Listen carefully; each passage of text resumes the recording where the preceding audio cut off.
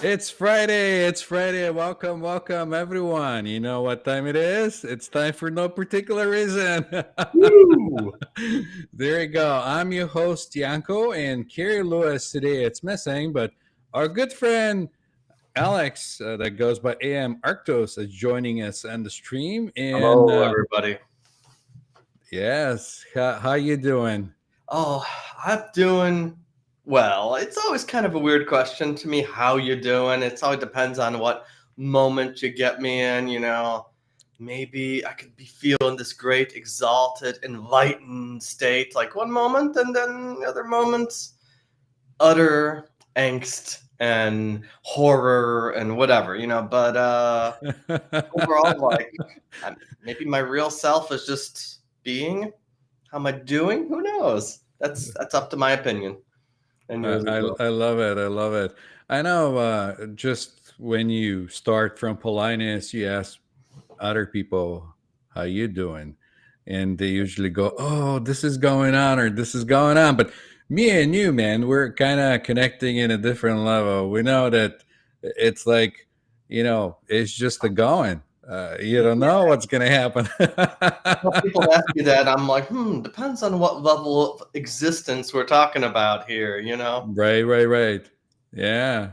Depends on the level of awareness when you catch somebody. Like, which level are you? Are you like expanded? Are you contracted? Where are you? Yeah, and I know that guy Hawkins had his book about, power versus force, where he outlined the different like vibrations of awareness and all that. Mm, But I find that like that can vary like every minute, and depending on what level of life you're dealing with there. Like I could be at like an 800 with my spiritual practice, but maybe be at like a 400 with my career or something when I switch to different modes. So it's hard to tell overall sometimes. I know. I'm not really aware of his book. I haven't read it yet. Maybe I'll look into getting it later. I'm always having different stacks of things that I go through reading, reading wise. Um, you want to elaborate a little bit of what he's talking about, maybe so that our viewers and audience know what are you referring to?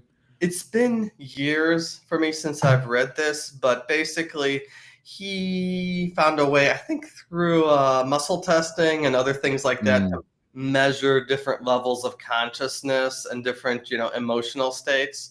Where I think he mhm, rated the lowest one is shame, and then something like oneness consciousness or enlightenment or something at the top, which was the mm. highest. And he assigned numbers to all these things, and it was pretty interesting. He had a pretty good perspective. He wasn't like too belief based or anything.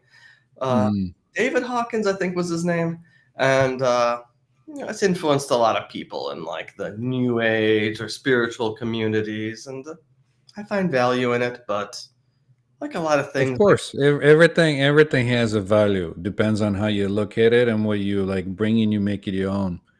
Um, yeah, that's kind of what I've done with various different spiritual systems and modalities. You got to make them your own. Otherwise, it's just this abstract that's floating there in your consciousness and not really doing much good other than for observation. right, right, right. I mean, when I go through different things, I look into things in integrate in life and see what's the practical side of it. Not only to theory behind or just like, okay, this is the idea, but let's put it to practice and see how that plays out. Yeah, and it seems like ideas are so common and so easy to access, but a lot of these philosophies and belief systems don't always give you a practical way of actually using it. Or at least, it seems like they don't always. It's just like it's a great idea, but how do you bring it into your own life? How do you actually do this thing? How do you actually make it work? I'm glad you brought this up because I find the same results too. Going to different books and ideas or different authors to share their ideas and experiences, a lot of them don't actually give you anything practical that you can put to practice. So, and that's what I was saying. Like you take it and you make it your own. Like you take whatever from it, you play with it, and see what resonates with you. Yeah, and sometimes they do give you like practices to do, but um, often people don't reach the level of success with those practices that the originator did. Like maybe the person who suddenly had this like vision and received all these, spiritual techniques and reached some level of enlightenment, and then they try to share these ideas with others, but even the same thing they did that worked for them doesn't always work for everybody else. And so it seems like it's phony or it's a scam or whatever, but maybe just everybody's a little bit different and we all need our own personal experiences. Can't just go off of someone else's system entirely. Right, right, right. That's what I'm figuring out. I go with my own experiments and see what works for me and what doesn't work for me. Um, and then I usually share with other people, and I say, "Hey, this worked." I mean, I'm telling you, if I'm talking to somebody, not to teach you, but I'm just sharing that experience. It doesn't mean that it's going to work for you 100%, because it worked for me, but maybe it'll work for you. I don't know. You're just gonna have to give it a go and see. And a lot of these teachings may work, but they don't necessarily work right away. And I know in our current culture, the way we're raised, there's a part of us that expects everything to have a fairly quick result, whereas like a lot of meditative techniques or ancient teachings require a long time of practice, a long time of working at it to see any results. And well, it can get pretty discouraging, and it's hard for us to tell what works and what's just pretend. Would you say that in that case, maybe a journal will be a good tool to have? Yeah, I like journals. They're pretty useful. I mean, I Good keep a regular morning, Bonnie, one of our regulars. morning, we're Bonnie. glad. Yeah, we're glad you're vibing with us today. Nice. Yeah, Bonnie has a cool picture there with this like entity with like one side, one face, one side, another. It's pretty mystical looking. But yeah, Cool. Yeah. let's see. We were talking about like practices and Jour- stuff like that. Yeah, journaling. Like, would you say Journaling. that journaling will be like um, giving a better picture if you're doing any kind of practice?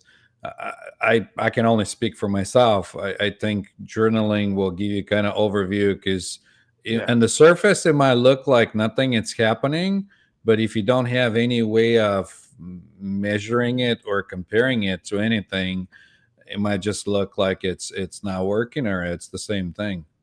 Yeah, I found journals to be quite valuable. I keep a couple different kind of journals. I keep my journal of like metaphysical experiences and like synchronicities and stuff like that. And then I also keep my dream journal, of course, which I find to be hyper useful. At this point, I have like a bookshelf covered in dream journals. Wow. Yeah, like 20 In years worth. Yeah, and we had this conversation before, but you use the dreams a lot for your inspiration for your podcast, right? Yeah, I've definitely used the dreams for inspiration for. I do, for those of you who don't know, I do a story based podcast, a narrative one called The Space God Memoirs. And it's a sci fi fantasy thing, but yeah, I've used dreams to inspire that and some of my other writings and my other works too. And like, I never just like base it directly off of my dreams, but let's say something in my dream inspired me, or there was a cool sequence in my dream that I could adapt to a story, then I could do that. And I feel you can get some powerful things there. I know. I listened to the first seasons. I haven't listened to your recent season yet. Yeah. It's in my list of things to listen to, but some of the episodes are damn close to what is happening in the astral realm. Well, yeah, a lot of the background stuff was inspired by like, real life metaphysics, real like, astral travels I've done, real spirituality. It's not a history podcast by any means, but I kind of Sure. some Yeah, like, yeah. stuff works there spiritually speaking, like it could work. Right. Yeah, it was just fascinating that you brought in the different types of like species in the one episode, and that Yeah. was kind of like I was just in the park when I listened to it with the little guy running around. I was like, "Damn, he's spot on." Yeah, I mean, I've been having these experiences. I've had lucid dreaming and what people would call astral projection or out of body experiences since I've been a child. And I'll let you experience this whole other realm of cool existence. Like, I'm not someone to Mm, become a fanatic or swear religiously that I experienced the full truth, but I've had some cool experiences there and I want to share them. yeah. Mhm. And I understand because like I don't think everybody gets the full picture because Yeah. if you think of it logically, we're just a little part of the whole creation and we're having experience of that little part, and that's why we're the little part. So in expanded states, maybe you widen your view, you get a little more of the picture. I don't think this is my opinion too, that we don't get the whole picture. No. Yeah. This There was an insight I got like a year or two ago when doing this sound meditation with someone we both Hmm. know, Astaria, and Oh yeah. I got into this deep meditative state as the gongs were going, and got this insight that we all experience reality through this like thought bubble. We don't really see the real reality around us. All we see is this kind of bubble of awareness that our mind lets us see, which is maybe generated by the mind, and that kind of limits our view of existence. And like we only experience our own kind of little instanced bit of existence. And the key isn't to pop this bubble and experience it all at once, but rather just to expand our bubble of awareness to include multiple ideas, multiple points of view, different people, and different philosophies, and gradually we can expand it and expand Expand. ourselves. Yeah.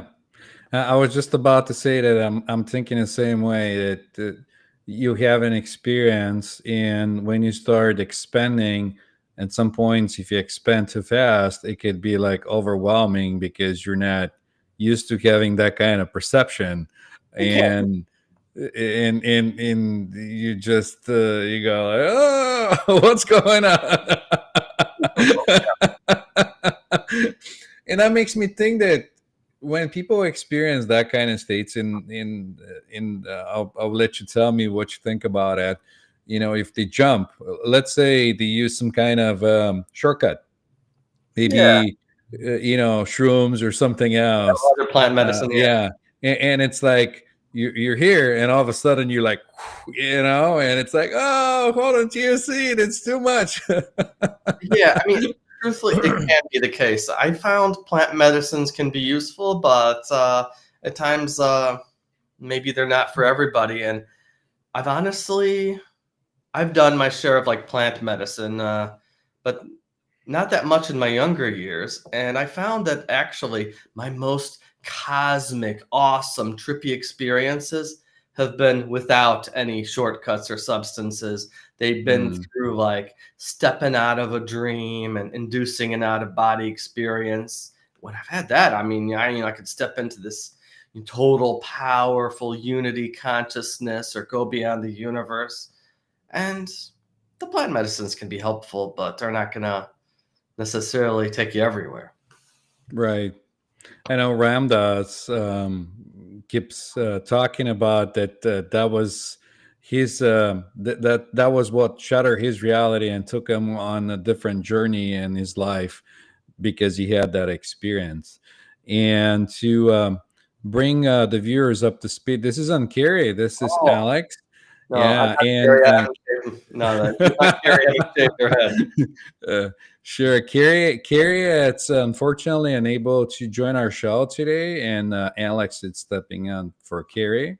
He's been one of our good friends that keep coming on the show from time to time, and shares his stories, and we just have a chat, kind of like what we do with Kerri.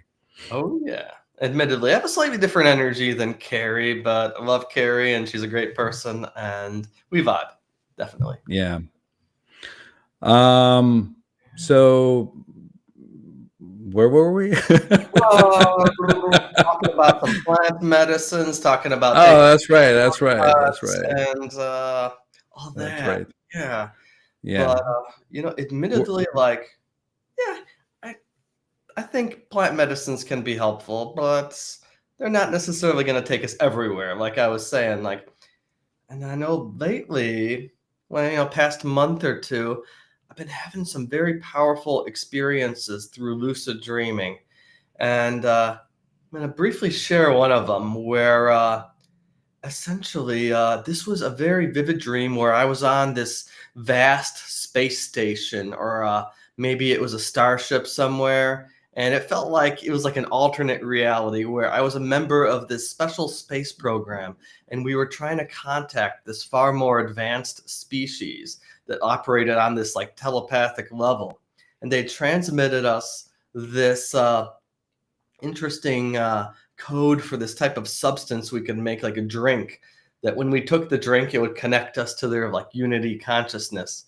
And when I took this drink, I actually found myself utterly experiencing this in a completely vivid, more than real way. Like I drank it and I felt my consciousness expanding, like expanding to include all of the people around me, which was this incredible feeling of love and connection and empowerment, and then expanded across the stars to communicate with this extraterrestrial civilization. And it was just this amazing thing of being at one with everything. And I actually felt it even after I physically woke up that day. And I realized, yeah, we can reach this stuff. And like this felt like very hyper real. And that's the kind of experiences I have that are, some of them are beyond anything like plant medicine or whatever, which are great, but not quite at that level.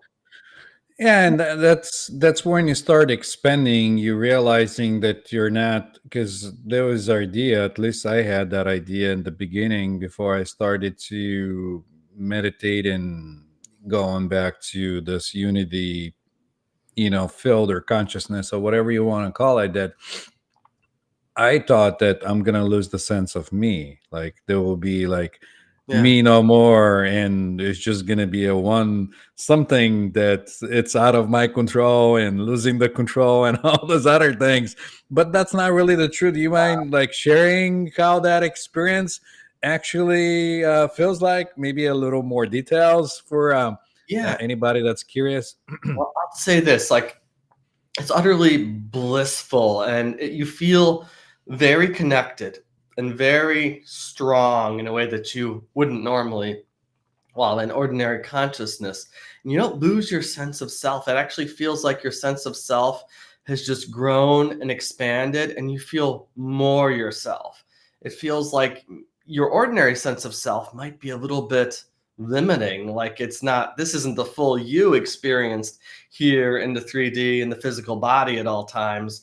Whereas when you step beyond it, you can feel more you. And like the prior stuff just wasn't quite there. Yeah, that's spot on. Um, Thanks, Bonnie. Yeah, it's spot on. I would say that it feels the kind of the same way, but everyone has their expectations or ways how something should be or shouldn't be, or Yeah. how the experience should be going, or you reading a book and somebody describes it and you expect it to have it exactly the same way, and that kind of messes up the whole thing. I mean, Yeah. that might color your experiences. Like if you read a book, maybe your subconscious will automatically go closer to where the author is describing. But, you know, yeah, it's a little bit different for everyone. With all your experience that you have with, experiencing the astral realm or astral travel and all that, would you say that most of the stuff it's based on your own, um, like a lot of like what's in your mind already colors your experience. So if, for example, you see something, it might morph something to what your mind it's trying to make of it because it doesn't have a reference to what to refer it to. Kind of like when you walk in at night and you look at the shadows and your mind puts up different silhouettes and different things that is trying to put things together for you to look a certain way. Would you say that this kind of thing will color your experience too? Because there's like a levels of how you get to know what something really look like in that realm. Yeah, certainly. I would say our beliefs and our expectations and what's in our mind do color our experiences. Much like an ordinary dream. Our ordinary dreams are have interesting material in them, but that's all based on our thoughts, our emotions, and a lot of times the stuff comes to us in terms of like symbols or people that we'd recognize from our waking life too, because our mind colors that. And when you're going into places that you would call the astral realm or higher realms, yeah, that those areas would be heavily influenced by our thoughts. And yeah, you could limit your own ideas of that and kind of experience it in a more, you say, pure way. But is there an absolute truth of what it all looks like or what it all feels like? I'm not sure. Honestly, beyond what they call the physical, stuff might be more malleable and it may be more subject to our own beliefs and thoughts. Like, I know even a guy like Robert A. Monroe in his books where he talks about going out of body all the time, like, he talked about experiencing different belief system realms where people would go in the afterlife based on what they believed. And those realms Right. weren't absolute or absolutely real, but you could still experience them. You could move beyond them too. So Like it might upside be. down world or inside out or something that's like totally flipped. Yes. That's yeah, that's that way. I'm starting to think about it that way too, because and this goes in line with our thoughts create our reality because you put it as an idea and then that takes a form and you chase your idea or you get inspired, because you get the Yeah. inspiration, the thought, and that comes in and you embody it and you create it here in the 3D. So in the same way, I don't know if this is 100%, but hypothetically, if you're in this dream where you consciousness and you have the awareness of self and you're the experiencing self, you're the experiencer and you don't give it a meaning and you don't say I'm a man, woman, human, dog, or whatever tree. You're just having an experience. Um, then everything blends in because like dreams real in their own way, kind of like this reality is real in its own way, and Yeah. then you get beyond that and then there's just everything that you create, kind of like a creation, and put you in a state where you exist in everything, or you have the awareness of existing even in the non-being or non-dreaming state or Hmm. not being here. Oh, sure. Yeah, I know that a lot of Tibetan monks get to that place with their meditations and dream work. But yeah, I mean, the idea I've sometimes gotten is that everything is real, whether you're talking about the physical or a dream or something, as long as you're experiencing it. While you're experiencing it, that is reality. So the dream is real while you're experiencing it, but once you wake up from it, it's just a dream. It's just pretend now because it's only in the memory. And maybe this existence is like that too. It feels real when we're supposedly in it, when our consciousness is projected into it. But then once we move beyond to what people might call the afterlife or whatever, you might realize, oh yeah, that was just a dream too. That's exactly what I was gonna say. When you leave this body and you move on, you'd be like, "Oh, that was just the life that I had on Earth. How awesome it was! I had to do all those things and go through all those, you know, ups and downs or whatever, excitement, things that happen that scared me sometimes, and sometimes it pushed me to get out of my comfort zone and do different things."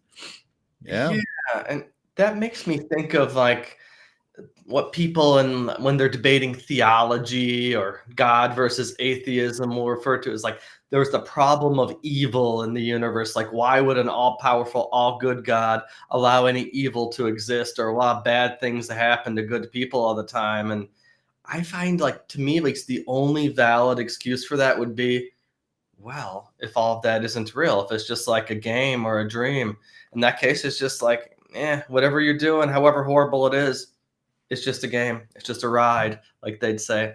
And in that case, it could be okay. But Or I have the idea that also resonates with me, but there's also the idea of you playing all the roles and you're sure. just, Yeah. because like I I listened to Alan Watts talk Oh, recently, that's and, cool. and that's what he was talking about. Like, if you observe a little kid, he goes in those little roles. He plays the bandit, or he plays the pizza guy, or whatever. And when the parents call him to, go have a dinner or whatever, he leaves that role and he becomes this other person. He Oh, doesn't yeah. get to cling to that role that he's playing, because somehow he's maybe aware that this is just a role, but he Oh, plays it really good. When he plays it, he believes that this is him. Or if they're having a tea party, oh, there's the tea and everything. It's going. It's real. and that works with the whole like Shakespeare metaphor where he's like, life is just a stage and we're all just actors. I think he Yeah, had yeah, a yeah, glimpse of yeah. some kind of reality there too. A Um, lot of the times, I'm sorry, finish up and I'll add into it. you know what? I don't even know what I was going to finish up. Go ahead. Okay.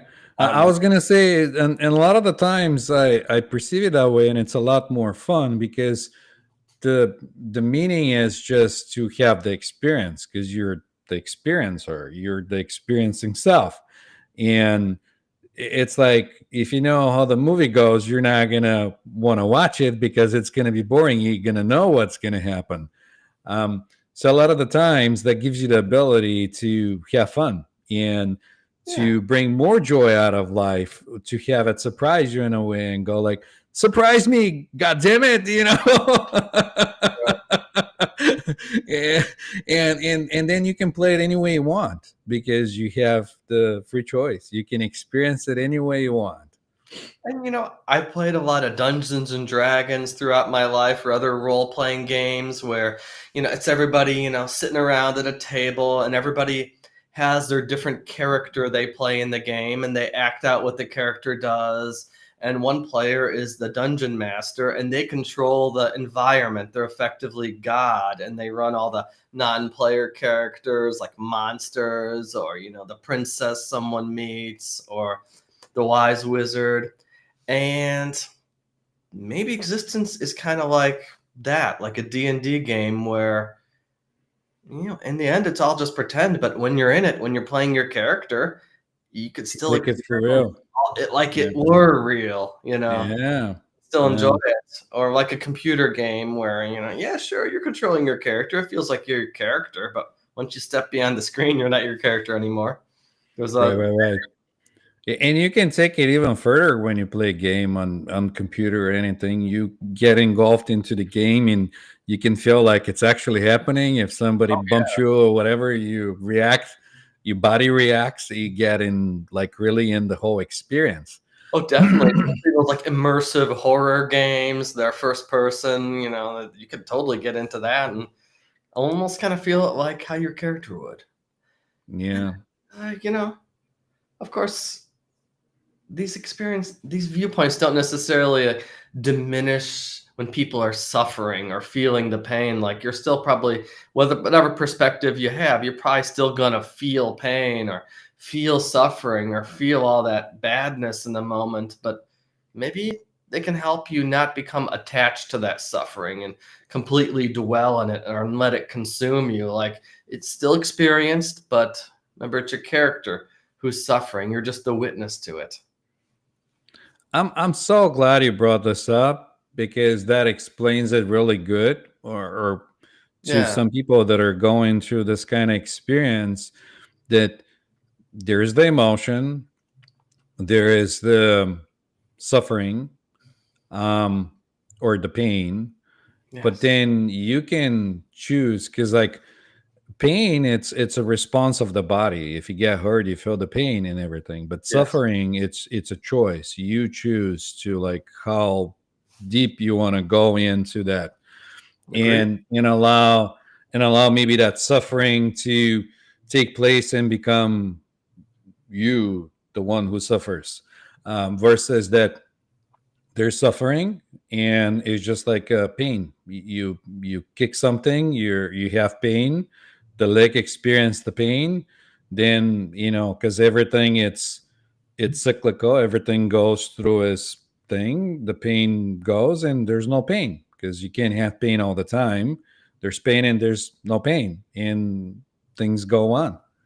So I'm so glad you brought it up. It explains it like really really good. I mean, sometimes I can explain it in a way that you could explain or somebody else. No, I can't Hopefully that'll perfect ways. hope hopefully that'll give some idea to viewers or listeners to what are we talking about. Yeah, because we talk about a lot of these like higher perspectives or deep spiritual ideas and philosophies, but oftentimes when somebody is in the middle of like suffering or angst or anger or depression, they're not that helpful because like you can describe all these things, but when you're in the middle of misery, it's hard to really go there, and Yeah, so you can't maybe see outside the hole. Like if you're deep down, you yeah. can't see the light up. They Yeah. like there's that phrase misery loves company, but I feel that doesn't just apply to like other people, but to your own misery. Like when I start getting into a negative headspace, there's this part of me that wants to feel even more and more and more negative. Like maybe somebody made me feel bad, but then I want to feel even worse. And then I eventually want to hate everything about life and hate everything about the universe. And it could be this spiral, and it takes a You little kind of wind yourself up more and more as yeah, you it takes go a little through practice to step it. beyond that to realize that, oh yeah, this misery, that's not me. It's just something I experienced, and yeah, you have to kind of step Yeah. past that. And, you might still feel the physical pain, but you know, been trying to help out my girlfriend recently because there was this weird accident where we were just walking along the trail, just a regular like trail in a forest preserve, and she somehow stepped wrong and fell and ended up like shattering one of her ankles and fracturing the other one. So she was in horrible pain. She was like kind of laid out in the house for a while, and she still is recovering from all that, especially after her surgery. And but now she's kind of starting to recover from that, and it's not feeling as much pain anymore, and maybe it'll be a good experience for her in the end, even if it was a bit of a setback. Right. I always like to tell myself that this shall pass, and this shall pass, because things are moving on and you're having different experiences. Thanks, Bonnie. She sends prayers. Thank you, thank you, thank you. Yeah. Yeah, reminds me of also through my girlfriend, I'm exposed more to Buddhism because she's a pretty big Buddhist, and they teach about impermanence, that all things are impermanent, including what we view as the self. That there is no Yep. real permanent self, where we're the same throughout existence, and that might seem kind of scary at first, but it might be more of a blessing than anything because I think in terms of eternity. If anything were actually like permanent, it would be horrifying. It'd be like, oh my God, I'm the same person day in and day out. This sucks because it's unchanging. You get so bored of it. But if everything's impermanent, then you can always have change, and there Fresh can always start. be Yeah, motion. different experience. Yeah. And like, so I admit that's kind of how I am with my belief systems. I don't have this strict set of beliefs and like metaphysical ideas I subscribe to. It's more fluid. It's more open to changing, because the only thing I can say for sure is I don't know. You know? Yeah. I'm right in line with you. And this is being through experience. I mean, this is what I feel like it's true right now for me. It could change if there's more something that changes that belief down the road. But if I'm able to observe the thoughts, then that means I'm not the thoughts that are going Yeah. in. Like there is this awareness that observes the thoughts that are going, like any mental thoughts. And if it was me that were the thoughts, then I were going to be able to control my thoughts, or what I call my thoughts, or whatever me is. So to negating that and knowing that if there's this awareness that is not the thoughts, and then if this is there, and there's also a awareness that's aware of the feelings, like good, bad, joy, hurt, whatever, then that means that that awareness, it's also the experiencer that I think I am, but it's also not the feelings and the things. And then if there's also the ability to have that awareness sitting in the side, like say here somewhere Yeah. next to the body, being aware of the body, having conversation with somebody else, and observing the body and observing the other body and everything. Wouldn't that mean that, which I think this body, it's me, it's also not the body, I'm not the body, Yeah. and and that goes right in line with what you're saying, that you're impermanent. You go through all those states, you recognize that whatever you're claiming is you, it's not really you. At least for me, like if I'm driving the car, then I can say I'm the driver of the car. But once this is over, I'm no longer the driver in the car. Then what am I? Am I now the pedestrian that's walking out of the car? And no matter what, like, those are just definitions. Those are just labels you put on Right, things. right, right. Uh, Right, and right. I do admit, though, that sometimes it would feel nice to have that limited perspective and truly believe that I'm this identity or this body, or Of say, course. I think Of it's course. easier for people to identify with externals. Like, I am an American.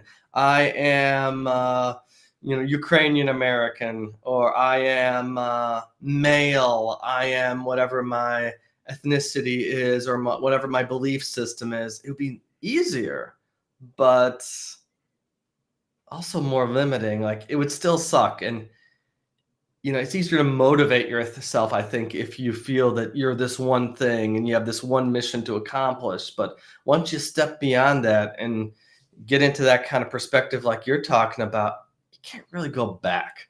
You can't go back to believing that you're this limited person, and you might be stuck in that void for a little bit where you're not really here or there. And it can be kind of uncomfortable for a while when you're in that void with no distinct sense of who you are or what you're doing, and you get lost there for a bit. But ultimately, I think it's valuable for us to learn from being in that void where nothing is certain, and then we realize that that void is actually the place where creation occurs, where there's infinite potential, and thus you can do anything if you decide to do That's anything. so beautifully said. Yes. In that, for somebody, and this is what I was talking about earlier, of like changing that perspective of awareness, and you jump from this to like, whoa, to the void, and you're like, what's going on? You know what I mean?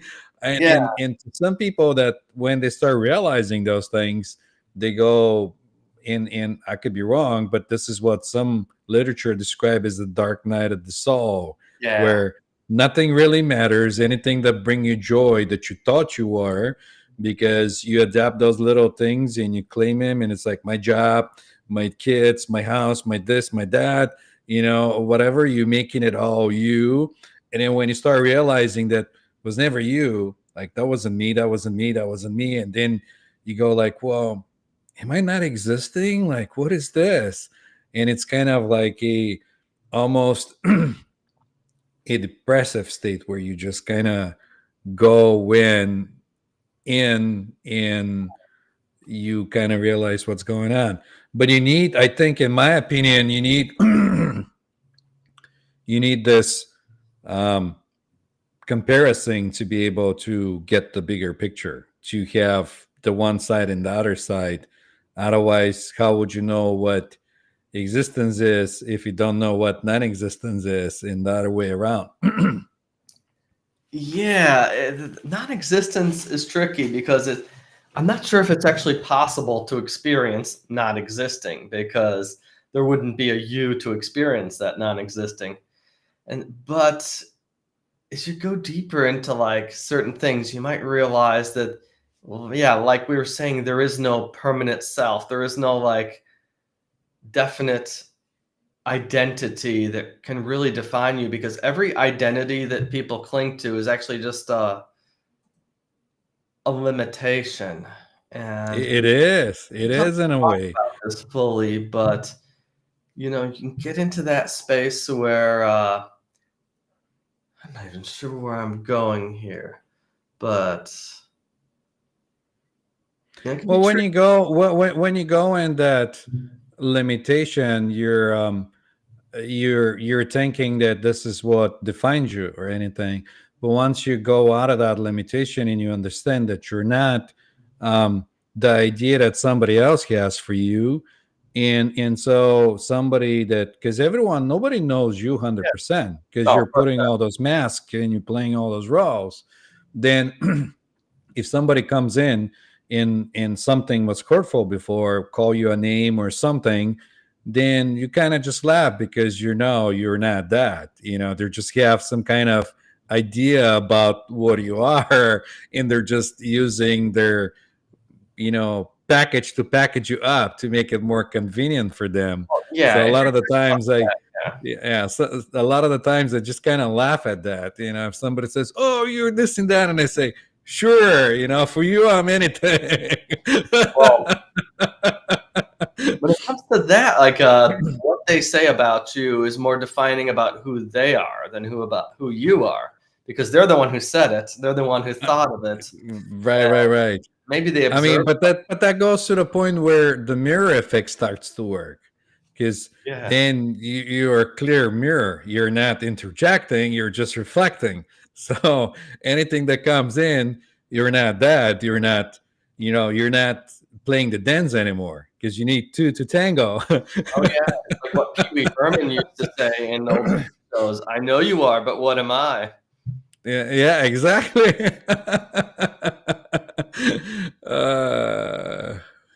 Where have we gone with this? I know. We went off the rails a little bit today. It's It a could. different type of Does format this show today, have rails? guys. Huh? Does this show usually have rails? Like Not really, but usually runs y- in a pretty fluid way too, I'm guessing. right, right, right, right, right. And I, Sometimes it feels more towards a one kind of type of topics, and today we're just going over the place. oh yeah, like do you ever have like a set of questions you ask the guests? No, Like, no, oh, no. And that's why we call it for no particular reason. We just go with whatever we go in, whatever the conversation takes us. oh, So yeah. But yeah, no, yeah. it's always a good conversation with you, Yanko. You're a cool guy like that. No, thank you. But I'm just like yourself. I'm looking to have different experiences, and sometimes I tell people, hey, if you don't like the experience, or if you don't like the channel or the show, change the channel. You can always have a different experience. oh yeah. Oh well, thank you, Bonnie. Thanks, Thank you Bonnie, for hanging out with us, being well. one of our regular viewers. Have a great day, awesome day, full of energy, joy, good vibes, Mm, everything. Yeah. love. Yeah. Yeah, and I know, like with all this, like when we go out there into that like undefined, heady, trippy kind of place, sometimes it might be tough to bring that back into your day-to-day life and not just keep it in the realm of abstract and thought. Like we were starting to talk about that earlier, I think, but like sometimes we ask like how do you actually bring this into your day-to-day life and make your life more fun and better. Yeah. I mean, all the experiences are just giving me personally, like I can't talk about you, but they're giving me different perspective. So if I have an experience that gives me a perspective where I go like, huh, I never thought of it that way. Yeah. Then if something happens during the day, now I have this new resource that I experienced that I can go in. Oh, I already thought about this. Then I can implement it and use it in my day to day, differently. Yeah, So, I admit for me like a lot of it maybe comes through in my creative efforts as well. And like I was talking about the podcast earlier, and lately I've actually been focusing. I've been getting ideas and starting to put together, another set of stories set in this kind of more grounded fantasy universe. And probably going to put this out as a book at some point as well. oh, And wonderful, wonderful. like, Yeah. Do you want to share a little more or give us a little teaser of yeah, what this might look like in the future? give you a little teaser. It's only in the drafting stages at this point.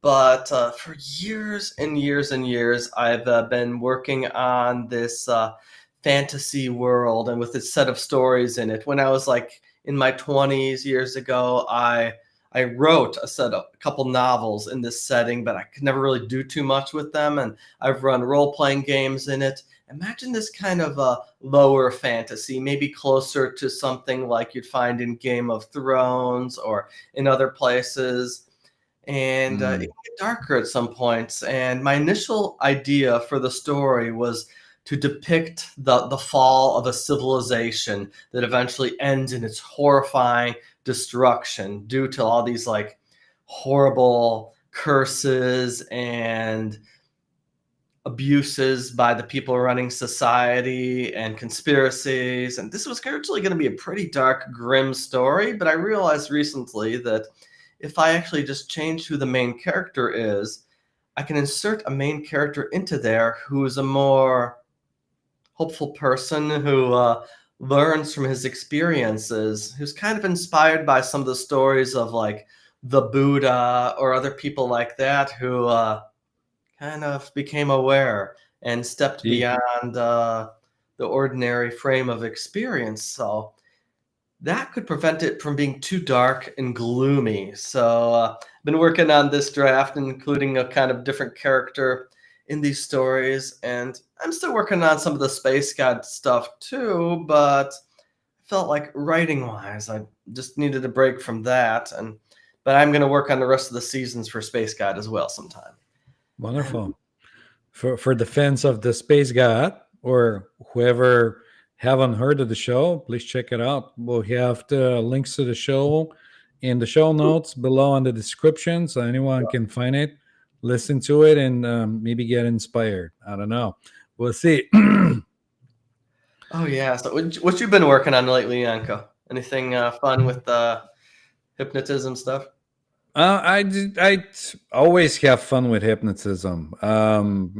Nothing in particular, just experimenting with different ideas, different things, and I'm usually not set to a certain type or idea of how something should come out. So a lot of the times I feel more of a almost like a painter in a way when I'm doing things. It's almost like I'm creating it in the existence and I enjoy the process. Not the end result, but most of like what's actually happening in the now when I do something. Um, so yeah, nothing too crazy because I mean I haven't invented something that hasn't been invented yet. It's just different perspective and how you see things and what you do with it. I see it is in an infinite universe with infinite possible other universes. Whatever you think of has been invented somewhere. Right, right, right. So, even Um, like my fictional stories are true in some corner of the. right, right. Yeah, yeah, that's good. Yeah. I haven't thought of, well, let's put it that way. I haven't brought in anything or um, inspiration hasn't inspired something that hasn't been brought into this reality yet. So maybe I'll do that one day. I don't know, but it keeps it interesting because, like I said, I enjoy the process. I go through different things, and it's not about the end result for me anymore. I mean, obviously, if I'm working with somebody, it's about what their end result it's going to be. Um, but the process for me is just kind of enjoying it, kind of like enjoying a cup of coffee. You drink the coffee, you feel the taste of it.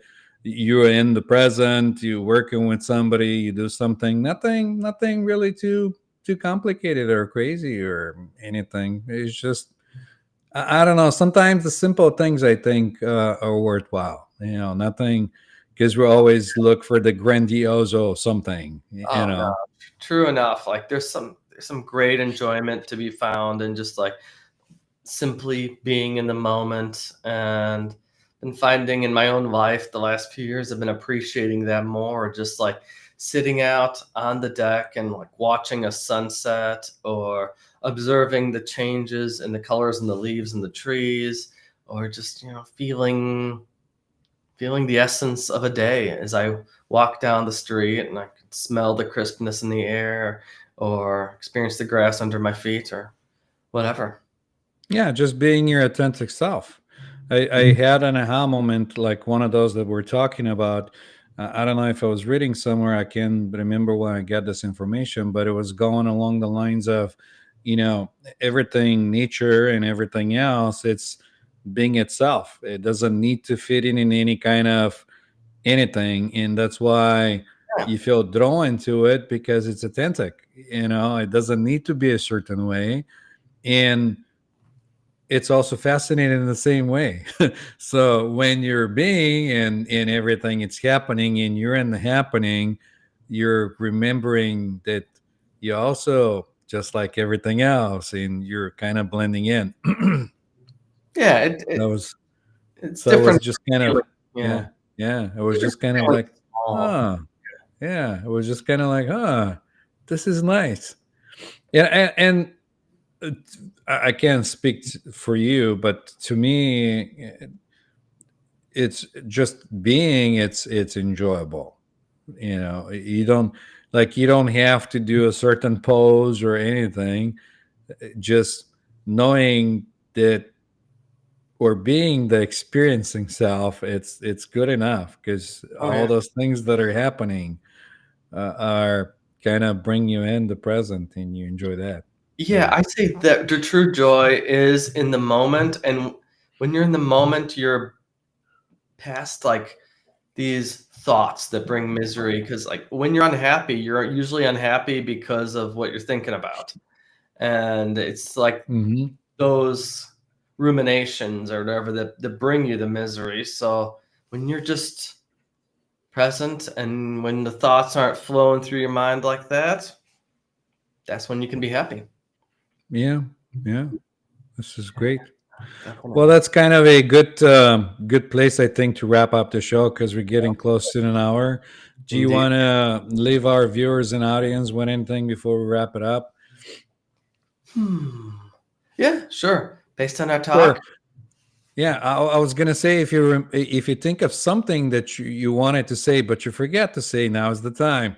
yeah, I would say our talk about our real self and the impermanence gave me this memory of some of the early meditations I used to do. It was like a guided meditation where, in order to observe your thoughts, you would imagine yourself sitting there before a great ocean, the waves rolling in, and you were just the observer of that ocean, and all your thoughts and all your emotions and ideas were just waves in that ocean rolling in and out, and you would experience them and see them, but you couldn't cling to them because they're just waves in an ocean.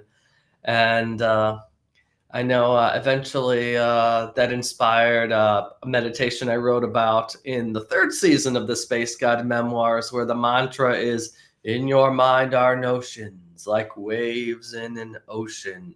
Watch them float by, but stick to your devotion. I love it. This couldn't end any better than that. Thanks, man. It's been a pleasure having you on the show. Thank you. Obviously, you always welcome to come back at any time. It could be even a regular thing if you feel like. You don't even have to Yeah. only step in when Kerri is gone or Oh, I'm yeah. gone or something else happened. Welcome to come back at any time.